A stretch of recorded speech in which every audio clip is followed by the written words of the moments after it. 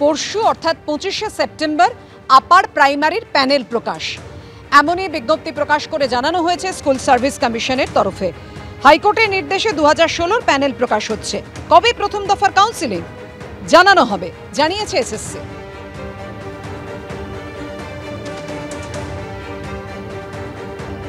দেড়শো বছরের ইতিহাসে ইতি টেনে কলকাতা থেকে কার্যত উঠে যাচ্ছে ট্রাম। একেবারে নির্দিষ্ট জায়গাতেই সীমাবদ্ধ থাকবে এই ট্রাম পরিষেবা। মডেল হিসেবে ট্রাম চলবে শুধু এসপ্ল্যানেড থেকে ময়দান রুটে। শহরের বাকি সব রুটে বন্ধ হয়ে যাবে ট্রাম পরিষেবা। দুর্ঘটনা এড়াতে তুলে দেওয়া হবে ট্রাম লাইনও।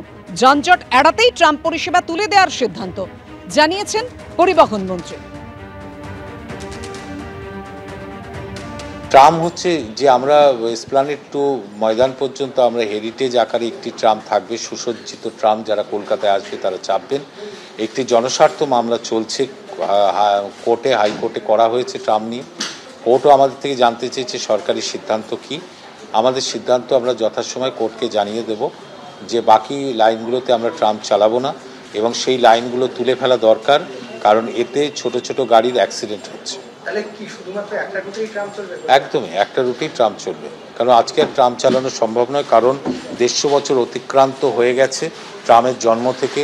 ভারতবর্ষে আরও 15টা শহরে ট্রাম উঠে গেছে এবং রাস্তার পরিমাণ বাড়েনি, কিন্তু যানবাহনের সংখ্যা প্রচুর বেড়ে গেছে।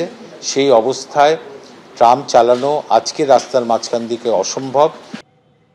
এবার থানার ওসিকে বিবস্ত্র করে ঝাঁটাপেটা করার হুমকি দিলেন এক বিজেপি নেতা। কোচবিহারের কুচলিপাড়া থানার ওসিকে হুমকি দিলেন জলপাইগুড়ির বিজেপি সভাপতি বাপি গোস্বামী। জায়গা মতো বললে সুস্থ থাকতেন না, পাল্টা হুঁশিয়ারি দিয়েছে তৃণমূল।